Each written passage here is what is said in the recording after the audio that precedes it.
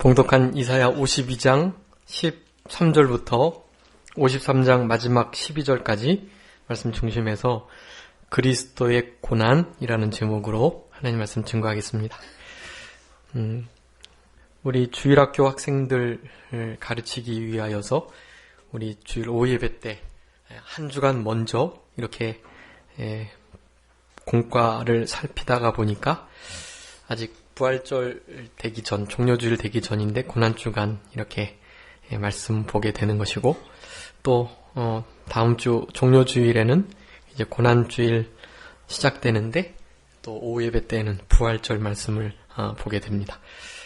이제 한 텀을 먼저 이렇게 가면서 이렇게 말씀을 듣는 것인데, 그게 우리 신앙생활에도 많이 유익하고, 때를 따라서 부활절 혹은 종료주일 맞춰서 그 말씀들을 보는 것이 참 중요하지만, 그 전후해서 계속적으로 말씀을 상고하는 것이 참 신앙이 유익이 되는 것 같습니다.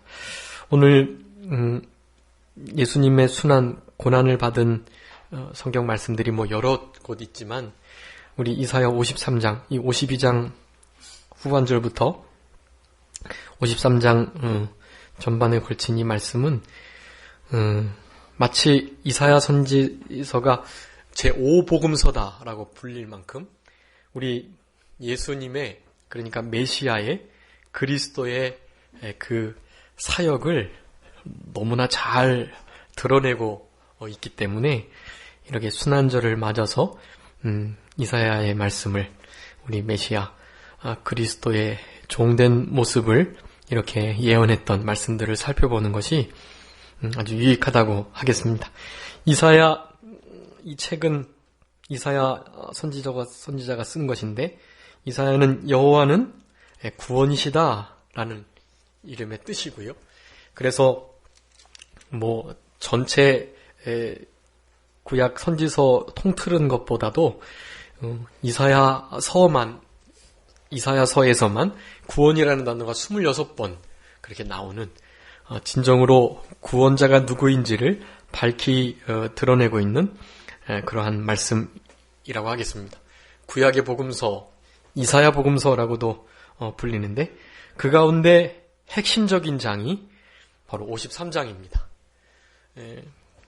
이사야 선지서가 크게 메시아, 그 종의 노래가 네 부분이 나오거든요. 오늘 본문에 이사야 52장 13절부터 53장 12절까지가 제 메시아의 종의 노래 네 번째, 마지막 노래가 되는 것입니다. 42장, 49장, 50장 그렇게 종의 메시아의 노래 1, 2, 3권이 나오고요. 오늘 본문의 말씀이 제 네 번째 메시아 종의 노래라고 할 수가 있는데, 우리 예수님의 순환을 가장 잘 묘사한 그러한 구약 성경의 말씀입니다. 시편 22편과 더불어서 가장 우리 예수님의 순환이 적나라하게 드러난 그런 말씀입니다. 이 말씀 통해서 우리 그리스도, 메시아 되시는 우리 예수님께서 고난을 당하셨는데, 그 고난이 결국은 나 때문이라는 사실, 그것을 분명히 기억하시고, 53장에 주목해야 할 단어가 세 가지 있는데, 2절에 우리 보기에 라는 단어이고, 또 4절에 우리는 생각하기를 이라는 단어입니다. 그리고 맨 마지막 12절에 그러나 실상은, 이렇게 크게 대별될 수가 있습니다. 이 모든 것들이 이사야가 예언하긴 했지만, 그 이사야 선지자의 예언을 듣는 사람이나, 또 우리 예수님 당시에 예수님이 순환받을 때 모든 이스라엘 백성들이 그랬던 거예요. 우리가 생각하기에, 우리가 보기에는, 자기가 생각하고 자기가 보기에는 그 예수님의 순환당하시고 십자가 지시는 것이 자기와 아무런 관계가 없는, 그네들이 그렇게 기다렸던 메시아, 그리스도인 줄은 전혀 알지 못한 채, 그거 우리가 생각할 때, 우리가 볼 때에는 그거 아무것도 아닌 거고, 그저 좋은 선지자 하나가 정치적인 이런 이해 다툼에 휘말려서 그냥 십자가에서 죽게 된 사건, 훌륭하고 능력이 많은 좋은 선지자였지만 그렇게 그냥 생을 마감할 수밖에 없는 그런 여러 가지 위치, 그런 일에 그냥 얽매였던 것일 뿐이라는 생각을 하고 말아버렸다라는 것입니다. 그런데 실상은 그것이 아니고 지금 이 글을 읽고 있는 우리들이나 실제로 예수님을 못 박아 죽였던 그들에게 동일하게 그들의 죄를 사하시기 위한 이 메시아의 그리스도의 순환이었다라는 것을 분명히 말씀하고 계십니다. 그 가운데 그러나 실상 알기 바로 전에 8절에 보면 누가 생각하기를 이라고 말하면서 혹시 기대함을 가지고 우리 메시아 순환을 생각해 볼 만한 사람이 있었으리요 하는 말씀을 합니다. 그 가운데 누군가는 그렇게 생각했을 수도 있지 않을까. 예수님의 제자들이 그랬던 것입니다. 물론 예수님의 제자들 십자가에 못 박히시기 전 잡히실 때 다 도망갔지만 결국에는 예수님께서 그렇게 십자가 못 박혀 죽으시는 것이 누가 생각할 때에는 그 산자의 땅에서 끊어지는 그 일이 마땅히 형벌받을 내 백성의 허물을 위함인 것이다 라는 것을 알았을 것이다 라는 말씀을 또한 하고 있는 것입니다. 아무쪼록 우리는 이 말씀들을 읽으면서 내 생각대로 내가 그저 듣고 보여지는 대로 그렇게 믿음을 서서 살아가는 것이 아니고 하나님의 말씀대로 하나님께서 계시하신 대로 그리고 그 말씀에서 그러나 실상을 말하는 대로 그렇게 믿음으로 살아가셔야 되겠고 우리 예수님의 순환을 특별히 깊이 묵상하고 기념하는 그러한 사순절을 맞아서 이 순환의 장면들을 좀 되새김질하시고 그렇게 좀 더 자세히 살펴보시면서 이 자리에 내가 있어야 되는데 하는 생각을 가지시고 그렇게 예수님의 순환을 좀 깊이 묵상하는 이 시간이 되었으면 좋겠습니다. 13절부터 15절까지는 우리 메시아의 구원운동이 기록되어 있고 거기서부터 이제 구원운동의 실제적인 모습을 묘사하는데 그 구원운동은 뭐 다르게 되는 것이 아니고 그 14절에 있는 것처럼 이왕에 그 얼굴이 타인보다 상하고 그 모양이 인생보다 상하였다 그렇게 말씀합니다. 즉 메시아 노래, 메시아 고난, 순환의 이 노래는 메시아가 영광을 받고 높아지고 그렇게 될 것이 아니고 나중에 재림 메시아일 때는 당연히 높아지고 존귀케 되고 그 13절에 있는 것처럼 내 종이 형통하여 높이 들려서 받들어지고 지극히 존귀하게 되겠다. 이 말씀이 결국엔 응해지겠지만 초림 예수님 때에는 아직 응해지지 않은 그러한 말씀이라 하겠습니다. 영적으로는 역시 높아지시고 승천하셔가지고 지금도 하나님 보좌 우편에 앉아 계시지만 많은 사람들이 이걸 아직도 모르고 있는 때인 것입니다. 그래서 메시아의 구원운동 그것은 예수님의 순환 또 상하심 이러한 일들로 우리에게 전해지게 될 것을 말씀하고 계십니다. 이 53장 1절부터 3절까지는 우리 예수 그리스도께서 멸시를 받으신다라는 내용이 나와 있습니다. 먼저는 일단 사람이 예수 그리스도의 복음을 받지 않는 것을 1절에 말씀하고 있고 우리의 전한 것을 누가 믿었는가 여호와의 팔이 네게 나타났는가 그렇게 말하지요. 전한 거 여호와의 그 능력의 팔 구원의 손길이 이스라엘 백성들에게 제대로 미치지 않았다라는 것을 말씀합니다. 또 2절에서는 예수 그리스도의 모습이 고운 모양, 풍채, 아름다운 것이 전혀 없다. 그렇기 때문에 멸시를 받으신 것이다 라고 말씀하고 계시고 그리고 3절에서는 예수 그리스도께서 사람에게 예수 그리스도께서 버림을 받으셨다. 예수님이 이렇게 간고를 많이 겪고 질고를 알고 얼굴을 가리우고 보지 않은 상태 그런 상태에 놓이게 되고 우리마저도 우리 예수님을 귀히 여기지 않는 그런 상태에 멸시를 받으셨다라는 것입니다. 또 4절부터 6절까지는 우리 예수 그리스도께서 죄와 고난과 징벌을 당하시는 그런 구체적인 내용이 나와 있고 7절부터 9절까지 예수 그리스도께서 여전히 그저 잠잠하셨다. 이 강포를 행치 않으시고 괴사를 행치 않으시고 잠잠하게 그 모든 질고와 고난 것들을 다 받으셨다라고 말씀하고 계시고, 마지막 10절부터 12절까지는 우리 예수 그리스도께서 대속의 제물이 되셨다라는 말씀. 이 모든 것들이 우리 생각하기에는, 우리가 보기에는 아무것도 아닌 줄 알았지만 이 모든 것이 바로 우리를 대리하여서 죽으시고 그 값을 치르시기 위한 그런 행위였다는 것을 말씀하고 계십니다. 1절에 우리에 전한 것이 누구에 나타났는가? 로마서 10장 16절 보면은 이 우리가 전한 것, 이것은 복음이라고 분명히 기록되어 있습니다. 복음이 그들에게 제대로 전파되지 못했고 또 그들이 그것을 제대로 믿지 않았다. 이 하나님의 말씀과 이 복음의 귀한 소식이 사람들로부터 버리움을 받게 되었다는 것을 말씀합니다. 2절에는 그는 주 앞에서 자라나기를 연한 순 같고 마른 땅에서 나온 줄기 같아서 고운 모양도 없고 풍채도 없고 우리 보기에 흠모할 아름다운 것이 없었다라고 말씀합니다. 여기 연한 순, 또 마른 땅에서 나온 줄기.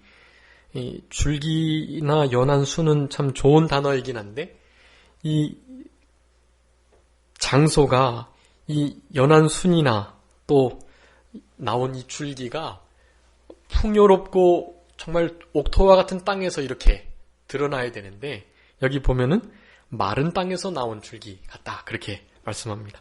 예수님께서 탄생하실 때 이스라엘 나라의 여러 형국들을 그렇게 묘사하고 있는 것인데 이 연한 순 또 줄기라는 것은 이사야 11장에서도 나오는데 우리 예수 그리스도 메시아의 생명 복음 운동을 가리킵니다.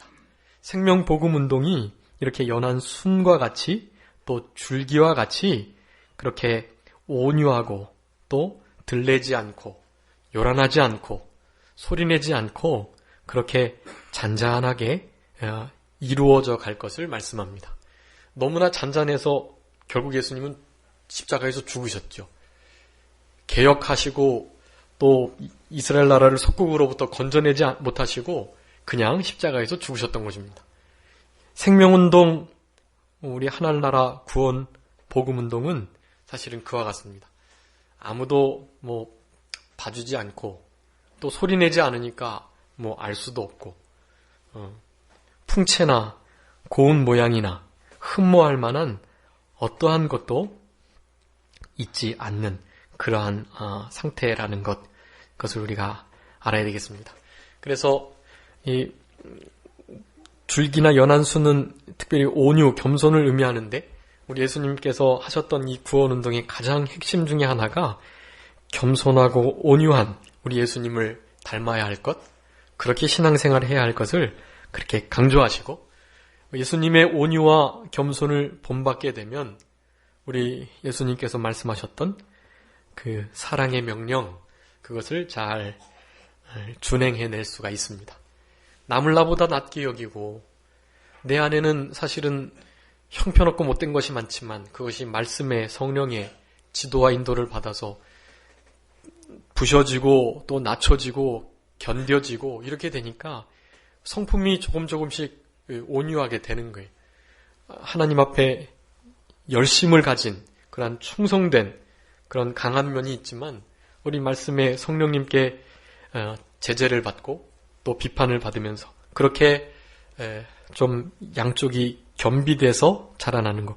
무슨 무골충처럼 이래도 좋고 저래도 좋고 하는 것이 아니고 하나님의 말씀에 관해서는 목숨을 내걸 수 있을 정도로 강하지만 그것 이외에 진리에 관계되지 않은 일에 대해서는 그저 양보하고 뺏기고 바보처럼 그렇게 다 내어주고 용납하고 그러는 것. 그런 것이 참된 온유라고 할 수가 있겠습니다. 연한 순과 줄기는 그러한 우리 메시아의 사역을 의미하는 것이고 그 예수님을 닮은 우리도 그렇게 온유 겸손하게 들레지 않고 하나님 예수님께서 말씀하신 사랑의 계명을 고난의 자체를 따라 주님께서 명령하신 그 하나님 사랑, 이웃 사랑의 계명을 충성되이 감당하는 우리들이 되어야 하는 것입니다. 근데 그 연한 순과 마른 땅에서 나온 줄기가 어디 앞에서 자라났다 그랬죠? 보니까 2절에 주 앞에서 자라났다라고 말씀합니다. 네, 주 앞에서. 우리 주님께서 보호하시고 또 주님께서 주시는 은혜 가운데 그렇게 우리 예수님께서 맡겨주신 사명을 감당했다라는 것을 말씀합니다. 우리도 주 앞에서 살아가야지 되는데 지난해 우리 교회 표어가 코람데오였습니다. 코람데오. 코람데오는 뭐지요? 네, 하나님의 눈동자 앞에서 하나님의 존전의식을 가지고 그런 의미였다고 말씀드렸습니다. 주님 앞에서 생활할 때, 그럴 때 생명운동, 복음운동, 천국운동, 우리의 구원운동이 이렇게 잘 이루어져 가게 될 것을 말씀합니다. 여기 고운 모양, 풍채, 흠모할 만한 아름다운 것, 이 세 가지가 없어서 더욱더 그리스도께서는 멸시를 받으셨다라고 말하는데, 이 세 가지의 것은 복음운동 하는데 그렇게 결코 소용이 없는, 도리어 방해가 되는 면이라는 것을 우리가 알았으면 좋겠습니다. 이왕이면 다홍치마라고 고운 모양이 있고 풍채도 좋고 흠모할 만한 아름다운 것이 있으면 얼마나 좋겠어요. 그런데 그런 것 이면에 있는 참된 진리를 보지 못하고 보통 사람들은 그렇게 겉모습을 보기 때문에 그런 것들이 결코 복음운동에, 천국운동에 도움이 안 된다는 것을 우리는 이러한 말씀을 통해서 알 수가 있습니다.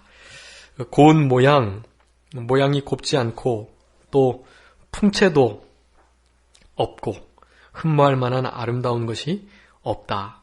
여기 아까 읽었던 것처럼 52장 14절에 이왕에는 그 얼굴이 타인보다 상했다. 우리 예수님 십자가 지실 때 얼마나 맞으셨어요? 많이 맞으셨다고요. 그래서 더 얼굴이 상하셨고, 그리고 3년 동안 공생의 사역을 하시면서 너무나 많이 이렇게 애타시고 또 민망해하시고 사탄의 여러 가지 도전과 또 공격들, 그리고 제자들의 이렇게 넘어지는 일들, 그런 것들을 하시느라고 우리 예수님께서 실제적으로 많이 얼굴이 상하신 것, 그것을 우리는 성경을 통해서도 알 수 있습니다. 그 요한복음 8장에 보면은 57절에 이제 예수님의 그런 말씀 가운데 꼬투리를 잡아가지고 이제 아브라함보다 우리 예수님께서 먼저 있었던 것처럼 이렇게 말씀을 하시자 예수님을 향해서 그러는 거예요. 내가 50도 못 돼서, 네가 50도 못 돼서 어떻게 아브라함보다 큰 자로 먼저 있었다고 말을 하느냐, 그렇게 말하는 거예요. 예수님 나이가 몇 살이셨죠? 33살이었어요. 그런데도 50처럼 보이는 거죠. 아니 40도 못 돼서 이렇게 해야 되는데 예수님을 향해서 50도 못 돼서 그런 거죠. 그만큼 사실은 정말로 흠모할 만한 아름다운 것이 없으셨던 그런 모습을 하고 계셨던 것 같습니다. 실제적으로 그런 것이 결코 생명운동, 구원운동에, 복음운동에 도움이 안 된다는 것, 우리는 그것을 좀 알아야 되겠고, 그래서 3절에 결국 그는 멸시를 받게 되었다라고 말씀하는데, 예수님의 이 모든 겉모습, 또 하시는 일들, 이런 것이 우리 보기에 라고 말씀하면서 우리 보기에라는 것으로 예수님의 일들, 예수님의 외모, 또 우리 성도와 또 교회와 또 다른 이들의 모습을 그렇게 판단하면 안 되겠다라는 것을 우리가 아셔야 되겠습니다. 우리의 보기에 이것을 접으셔야 돼요. 우리의 보기에. 우리의 보기에는 그것은 아무것도 중요한 게 아니에요. 누가 보기에 중요한 걸까요? 하나님 보시기에, 하나님 앞에서, 말씀 앞에서, 신앙 양심 앞에서 어떤 거가 중요한 것이지, 우리의 보기에, 우리가 생각하기엔 그것이 중요한 것이 아니라는 것을 이 말씀을 통해서 분명히 아셔야 되겠습니다. 우리 보기, 또 우리의 생각, 그것을 철저히 죽이는 것, 그것이 구원을 이루어가는 것이고 우리 예수님의 순환을 닮는 참된 예수님의 제자로서 살아가는 것이다 라고 할 수가 있겠습니다.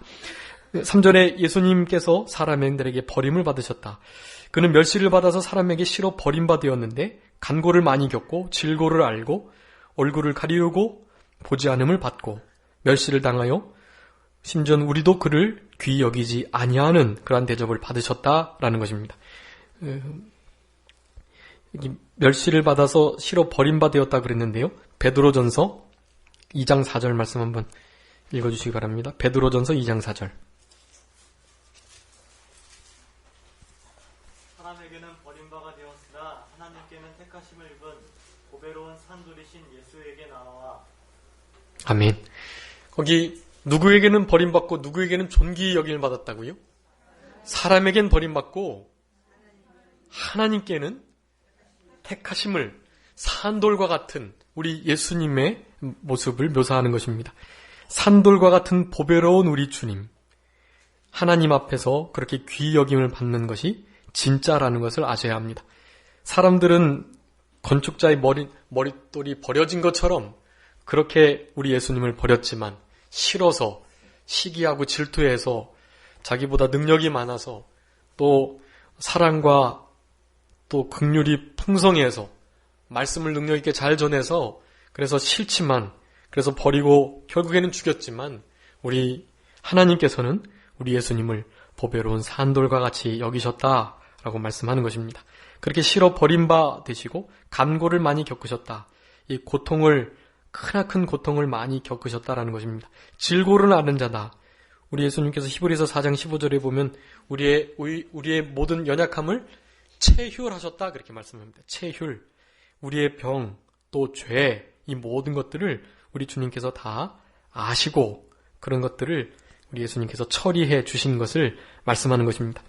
사람들에게 얼굴을 가리우고 보지 않음을 받았다라고 그랬는데, 이것은 예수님 십자가 못 박히시기 전에 군대들에게 희롱과 조롱받을 때, 그럴 때 이런 일들이 있었습니다. 마가복음 14장 65절 한번 읽으시기 바랍니다.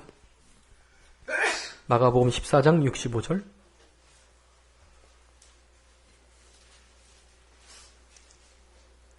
혹은 그에게 침을 뱉으며 그의 얼굴을 가리우고 주먹으로 치며 가로되 선지자 노릇을 하라 하고 하속들은 손바닥으로 치더라. 아멘.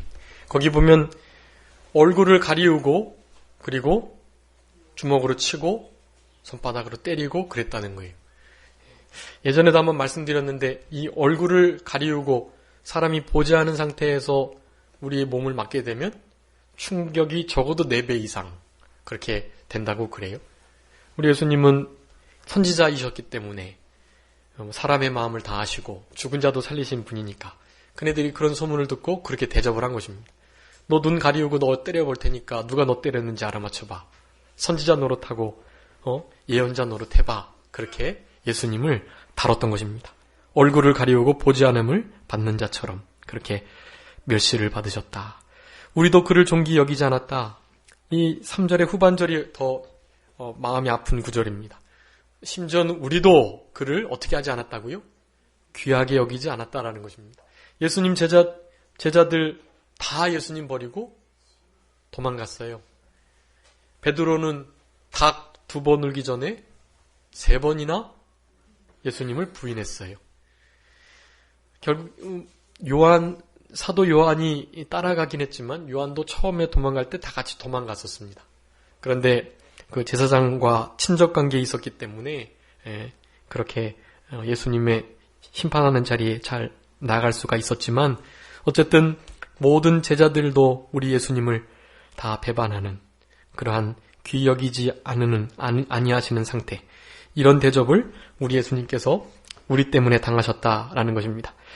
그래서 이제 4절부터 6절까지 우리 예수님께서 죄, 고난, 징벌 이것을 당하신 것인데, 우리 12절까지 다 그것을 나눠 볼 수가 있어요, 좀. 그래서 그걸 좀 체크해 주셨으면 좋겠는데, 우리가 당할 무엇 때문에 우리 예수님께서 어떻게 당하셨다라는 것을 계속 나열하고 있어요. 12절까지 계속해서 나열하고 있습니다.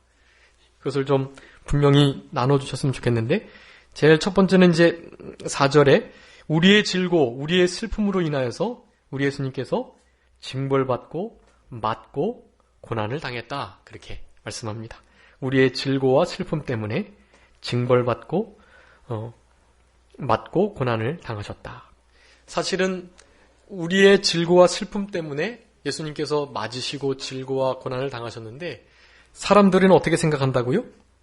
우리는 생각하기를 그는 하나님께 맞는다. 우리의 질고와 우리의 슬픔 때문인데 예수 자신의 죄와 질고 여러 가지 문제 때문에 하나님께 맞고 하나님께 고난을 당한다라고 말씀하는 것입니다. 사실은 우리의 죄, 우리의 질고 때문에 우리 예수님께서 고난당하시고 매맞으시고 징벌을 받고 계시는 거라는 것. 그걸 우리가 분명히 알아야 되겠고 5절에는 우리의 무엇과 무엇 네 가지가 나오는데 우리의 허물, 우리의 죄악, 우리의 평화, 우리의 나음 이것으로 인하여서 우리 예수님은 찔림을 당하시고 상함을 당하시고 징계를 당하시고 채찍에 맞으셨다라는 것입니다. 우리의 무엇을 앞에 두시고요. 또 예수님이 당하신 걸 뒤에 이렇게 체크를 좀 해주시기 바랍니다. 그러니까 우리의 허물 때문에 예수님이 찔리시고 우리의 죄악 때문에 상함을 받으시고 우리의 평화를 위해서 징계를 받으시고 우리의 나음을 주시기 위하여 채찍에 맞으셨다라는 것입니다. 허물, 죄악, 위에 나오는 질고와 슬픔, 허물과 죄악 이 모든 것들은 죄의 결과인데 죄악도 죄를 범함으로 말미암는 구체적인 열매들을 죄악이라고 하는 건데요. 그러니까 한마디로 말하면 우리의 죄 때문에 이런 일들을 당하시는 건데 이 죄의 결과들만 처리하신 게 아니라 사실은 이런 것들을 처리하셨다라는 것은 뭐까지도요. 우리의 죄의 문제를 해결하셨다라는 의미를 갖습니다. 우리의 질고 슬픔, 허물, 죄악 이거 모든 것은 우리의 죄를 해결하시고 이 모든 죄의 결과물들, 열매들을 우리 예수님께서 다 처리하셨다라는 것을 말씀합니다. 주님이 찔리시고 상하시고 징계받으시고 채찍에 찔리심으로 우리의 허물과 죄악과 평화, 나음이 우리에게 왔다. 에베소서 2장 15절, 17절 한번 읽어주시기 바랍니다. 에베소서 2장 15절, 17절 우리의 평화를 위해서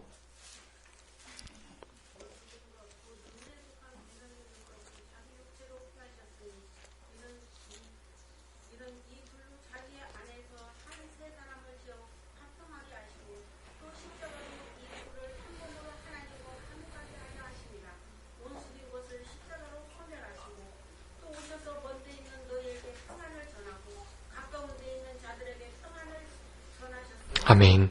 거기 육체로 우리의 율법의 의문에 속한 계명들 그것을 폐하셨다라고 분명히 말씀하시고 둘로 자기 안에서 한 사람을 지어서 화평하게 하셨다.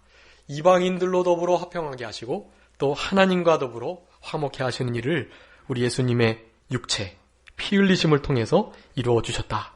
또 채찍에 맞음으로 우리가 나음을 입었다라는 것입니다. 베드로전서 2장 24절 베드로전서 2장 24절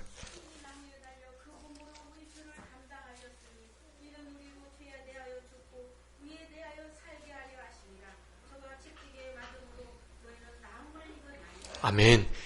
그의 몸으로 우리의 죄악을 친히 담당하셨다. 십자가에 달리셔서 나무에 달린 자는 저주를 받은 자라고 그랬는데 저주를 받으시면서 형벌을 죄의 형벌을 온전히 담당하시면서 특별히 채찍에까지 맞으심으로 우리가 나음을 입게 되었다라고 말씀합니다.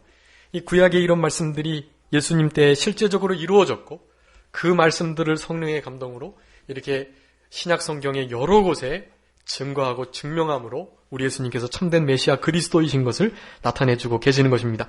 6절에 우리의 죄악 때문에 우리 예수님께서는 죄를 알지도 못하신 분으로서 그것을 담당하셨다라는 것입니다. 우리의 죄악, 자기의 양 같아서 각기 제 길로 가고 자기 길로 가고 죄악의 길로 가고 그렇게 갔던 우리들을 우리 하나님께서 우리 예수님 메시아 그리스도에게 그 죄악을 담당시키신 것입니다. 우리는 그저 치우쳐서 함께 더러운 자 되어서 선을 행하되 하나도 선을 행할 수 없는 한 사람도 의로울 수 없는 그런 인생길을 가는 우리들이지만 그 모든 죄악을 하나님께서 우리 예수님께 담당시키셨어요. 그래서 우리의 죄악을 예수님이 담당하시느라고 이러한 순환과 고난을 당하셨다라는 것입니다. 그런데 고린도후서 5장 21절에 보면 죄를 알지도 못하신 자다라고 말씀하거든요. 알지도 못하신 자인데 우리의 죄를 그에게 전가시키신 것입니다. 죄를 알지도 못하신 분이고 그 히브리서 4장 15절에는 죄가 없으시다 그렇게 말합니다. 죄를 알지도 못하신 게 더 성결하신 것이고 죄를 아예 짓지도 않으셨다. 아니 죄가 아예 없으시다라고 히브리서 4장 15절에 말씀하고 또 베드로전서 2장 22절에는 죄를 전혀 범치 않으셨다 그렇게 말합니다. 그러니까 죄를 범치도 죄가 있지도 죄를 알지도 못하시는 분께서 죄인 취급을 받으셨다는 거예요. 누구의 죄가 전가된 것이라고요? 바로 우리의 죄가 우리 예수님께 전가되었던 것입니다. 제가 존경하는 목사님 가운데 한 분께서 제일 견디기 어려운 것 중에 하나가 오해받는 거다. 나는 정말 그 말 안 했는데, 정말 그거 내가 한 게 아닌데, 그렇게 했다고 누군가에게 오해받는 상황이 제일 싫다고 그러시더라고요. 예수님은 얼마나 싫으시겠어요. 여러분, 우리 살이 이렇게 피부가 바늘에 찔리는 거, 그것은 사실은 피부라는 이 겉 보호막이 있기 때문에 상당히 덜 아픈 거예요. 예. 우리는 죄의 내성이 있어서 죄를 범하거나 뭐 그래도 그 정도 아픔이 있고 좀 그런 것입니다. 근데 우리 예수님은요, 아까 연한 순과 같다 그랬잖아요. 이 피부가 완전히 벗겨져서 그 속살이 확 드러난 것 같은 사실은 그런 상태에 죄가 얼마나 견디기 어렵겠어요. 예수님의 입장에서는 죄인 취급받는 것 자체가 너무나 당치 않고 그건 말도 안 되는 얘기예요. 그것은. 아니 그거 죄라는 것을 알지도 못하시는 분인데 죄인 취급 받으시니까 그게 얼마나 억울하시겠어요. 근데 그 일을 우리 예수님께서 기쁨으로 감사함으로 담당하신 것입니다. 더 그 일을 잘 감당하려고 힘써 겟세마네 동산에서 눈물이 떨어지는 핏방울처럼 되는 것 같이 그렇게 힘쓰고 해서 더욱 간절히 기도하셨던 것입니다. 그리고 딱 한 가지 원하셨던 거예요. 그 십자가를 피해달라고 하시는 게 아니라 십자가의 고난. 그 고난이 하나님께 드려지는 속건제물인 내가 제대로 된 제물이 되기 위해서 혹시라도 잘못되면 어떨까? 내가 혹시라도 잘못해서 흠 있는 제사가 되면 어떨까라는 마음을 가지시고 어떻게 하면 좀 고난을 좀 면해 주신다면 제가 잘 제 목숨을 바칠 수가 있겠습니다라는 마음을 가지셨던 거예요. 근데 그것도 하나님께서는 원치 않으셨고 모든 전 인류의 죄악과 죄악으로 말미암은 저주의 형벌의 고통을 온전히 감당하셨던 것입니다. 그렇게 죄악을 담당하셨다. 그리고 7절에는 곤욕과 괴로움을 받으셨다. 예, 그것도 당연히 우리 때문이죠. 그렇지만 잠잠하고 입을 열지 아니했다라고 말씀합니다. 마치 어린 양과 같이 요한복음 1장에 세상 죄를 지고 가는 어린 양이라고 우리 예수님 표현했습니다. 고린도전서 5장 7절에도 우리 예수님께서 6월절 어린 양이 되신다라고 말씀하시는데 그 예수님 욕을 받으시되 대신 욕하지 않고 고난을 받으시되 위협하지 않으시고 베드로전서 2장 22절 24절에 있는 것처럼 그렇게 입에 괴사도 없으시고 그렇게 모든 것을 잠잠히 온전히 수용하셨던 거죠. 당장이라도 12영이 더 되는 천사를 보내실 수 있는데 그 고난을 온전히 담당하셨던 것입니다. 8절에서는 곤욕과 신문 받으면서 끌려가심을 당하셨는데 산자의 땅에서 끊어지는 일들을 당하셨다. 그런데 이것은 형벌받을 백성의 허물 때문인데 간혹 그렇게 생각하는 이들이 있을 수도 있겠지만 그렇지 않다라는 것을 말씀하는 것입니다. 근데 우리는 이렇게 생각해 드려야만 합니다. 우리 예수님께서 끊어지신 것은 무엇 때문이라고요? 마땅히 형벌받을 백성, 내 죄 때문에 예수님께서 곤욕당하시고 신문받으시고 끌려감을 당하셨다라는 것입니다. 9절에서 또 우리 예수님은 강포를 행치 않으시고 부자와 함께 묘실이 함께 쓰여지는 또 악인과 함께 이렇게 묘를 같이 쓰는 그런 일들이 있었다고 말씀합니다. 이 무덤에 내려가는 일, 이것은 뭐 말구에 태어나신 것보다도 훨씬 더 낮아진 일이시거든요. 그렇기 때문에 이 말씀은 우리 예수님의 비하, 최고의 낮아지심을 의미하는 것입니다. 마치 죽음에 지신 것처럼 죽음의 육체와 영이 분리돼서 사탄에게 진 것처럼 그렇게 보여지는 일들이 있었습니다. 적어도 3일 동안은 그런 일들을 당하신 거예요. 예수님 뭐 살아나신 다음에 살아나시지도 않고 자기 죽은 자도 살리면서 자기는 십자가에서 내려오지도 못하고 메시아 아닌 게 분명하네. 이런 말을 적어도 무덤에서 부활하시기 전까지는 그 말씀을 들으셨던 것입니다. 우리 예수님의 최고의 낮아지심이라고 할 수가 있겠습니다. 이런 낮아지심을 우리도 사실은 본받아야 되겠고 이런 낮아지심의 가운데에도 우리 예수님은 끝까지 말씀을 이루시려고 이 일을 그렇게 진행하셨던 것입니다. 요셉과 니고데모를 통해서 마지막 장사를 치르게 하는 거예요. 그 요셉이 되게 부자 관원이었거든요. 이스라엘의 위로를 기다리는 예수님 하나님의 제자였다고 말씀합니다. 그 제자가 자기가 들어갈 새 무덤, 거기에 우리 예수님을 장사함으로 부자 함께 되었다라는 말씀이 응해지기도 하는 것입니다. 그러면서 이제 10절부터 12절까지는 우리 예수님께서 대속제물이 되셔서 그렇게 우리를 위해서 죽어주셨다라는 것입니다. 거기에 아까 말씀드렸던 것처럼 실상이 중요하다. 그러나 실상은 그가 많은 사람의 죄를 지고 범죄자를 위해서 죽으시고 기도하시기 위하여 이 모든 일들을 감당하신 것이다. 자기 영혼을 사망에 버리는 일, 여기 12절에요. 또 11절에는 영혼에 수고한 것을 보았다라고 말씀하는데 그것으로 10절에는 여호와의 뜻을 성취했다. 우리 예수님께서 이렇게 죽으시고 속건제물로 질고를 당하시고 상하게 되시는 거, 이거 하나님의 절대 예정과 섭리 가운데 하나님의 기뻐하신 뜻으로 그 일을 이루셨다라는 것입니다. 그 일을 친히 예수님께서는 믿음으로 잘 감당하신 것이고 자신의 영혼까지 들여서 사망에 이르게 하셔서 우리 범죄자 중에 하나로 헤아림을 입으면서 그렇게 우리를 위해서 죽어주셨다라는 것입니다. 여기 우리 예수님의 영혼이 버려져서 사망에 이르렀다라는 말씀이 신학적으로는 좀 문제가 되는 것인데요. 이것은 이렇게 보시면 됩니다. 우리 예수님이 이루신 이 구속사역은 크게 두 가지인데 십자가에서의 일이 대형, 대행이라는 것입니다. 십자가에서 우리 대신 형벌, 죄의 형벌의 모든 저주를 다 받으신 것이고요. 그러니까 우리는 죄의 형벌을 받지 않아요.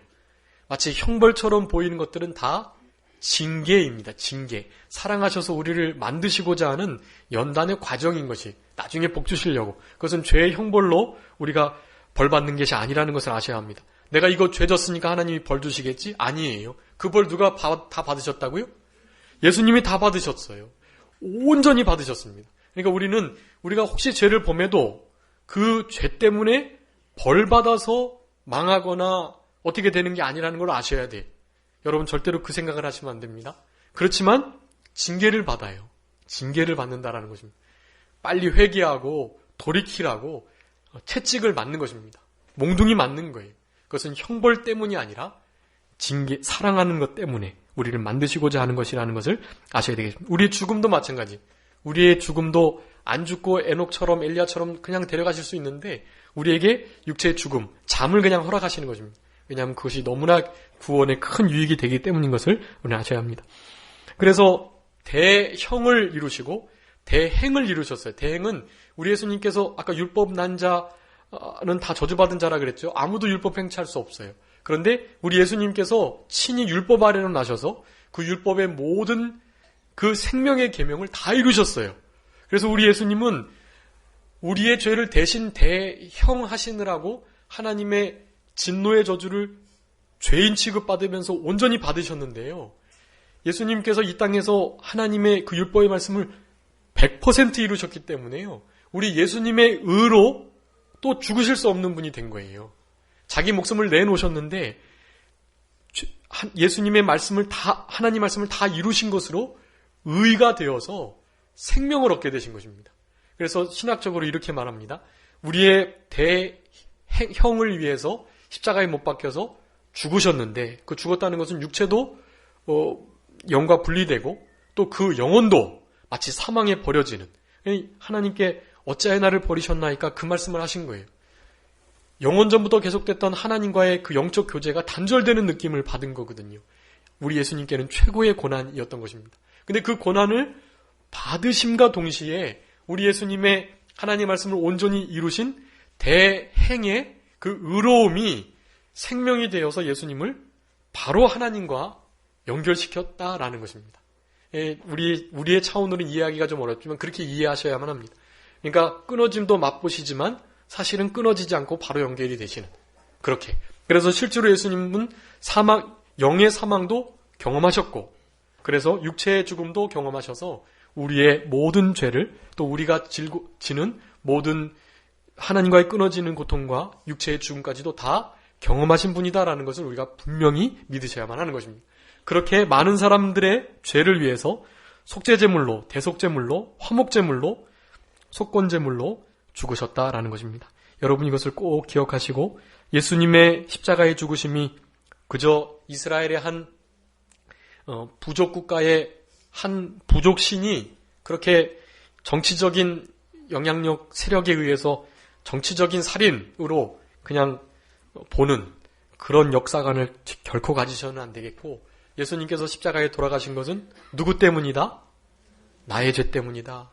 예수님께서 사랑하시고 택하신 하나님의 백성들 때문이다 라는 것을 우리가 늘 기억하면서 나의 죄 때문에 우리를 위하여 죽으신 우리 예수님을 위해서 남은 때를 살아가는 우리들이 되었으면 좋겠습니다. 고린도후서 5장 15절 말씀 읽고 말씀 마치겠습니다. 고린도후서 5장 15절. 저가 모든 사람을 대신하여 죽으심은 선자들로 하여금 다시는 저희 자신을 위하여 살지 않고 오직 저희를 대신하여 죽었다가 다시 사신 자를 위하여 살게 하려 함이니라. 아멘. 우리 예수님께서 죽어주시고 살아나신 이유는 더 이상 그 죽어주셨던 자들, 우리들이 우리를 위해서 살지 않고 누구를 위해서 살도록이요? 자신을 위하여 죽은 자를 위해서 살도록 하기 위하여 우리 예수님이 죽어주셨다라는 것입니다. 그러니까 이제는 우리가 살아도 주를 위하여 살고 죽어도 주를 위하여 죽는, 사나 죽으나 내 몸에서 그리스도가 존귀하게 되고 내 몸에서 그리스도가 영광 받으시는 일들이 우리의 삶 가운데 늘 있어야 되겠습니다. 데살로니가전서 5장 10절에도 동일한 말씀을 하고 계십니다. 우리를 위하여 죽으신 것은 자든지 깨든지 항상 그를 위하여 살게 하기 위함이다. 그렇게 말씀합니다. 여러분 이제 남은 때, 이제 부활주일 전 고난주간이 와서가 아니라 우리는 늘 신앙생활 가운데 예수님의 이 죽으심과 부활하심을 늘 기억하시면서 살아가야겠고, 그것이 우리의 중생, 거듭남의 중요한 요소라고도 말씀드렸는데, 그렇게 내가 예수를 죽였다, 예수 죽인 것을 몸에 짊어지고 이제 남은 때는 나를 위해서 사는 것이 아니라 나를 위해서 죽어주고 살아나신 우리 주님을 위해서 살아가시는 귀한 우리 영업교회 성도님들 저희들이 다 되었으면 좋겠습니다. 자, 기도하겠습니다. 살아계신 아버지 하나님 감사합니다. 우리를 위하여 죽어주신 그분을 위하여 살아가는 우리들이 되게 하여 주시옵소서. 우리의 죄악과 질고와 나음과 평화를 위하여 우리 예수님 창에 찔리시고 채찍에 맞으시고 찔림을 받으시고 모든 질과 고난을 받으셨다는 것을 기억하면서 남은 때는 우리 주를 위하여 살고 주를 위하여 죽는 참된 신앙인으로 살아가는 저희들이 되게 하여 주시옵소서. 다른 사람들 위하여, 주님을 위하여 살아가는 우리들이 되게 하여 주시고, 어떻게 하든지 우리 주님이 기뻐하시는 뜻을 따라 살아가는 우리들의 생활이 되게 해주시기를 간절히 바라옵고, 한 주간도 우리 예수님의 순환을 깊이 묵상하며 나 때문에 당하신 그 고난에 동참하고 그 주님을 존귀히 여기며 그분과 동행하며 살아가는 우리들이 되게 하여 주시옵소서. 감사하옵고 예수 그리스도의 이름으로 기도 올리옵나이다. 아멘.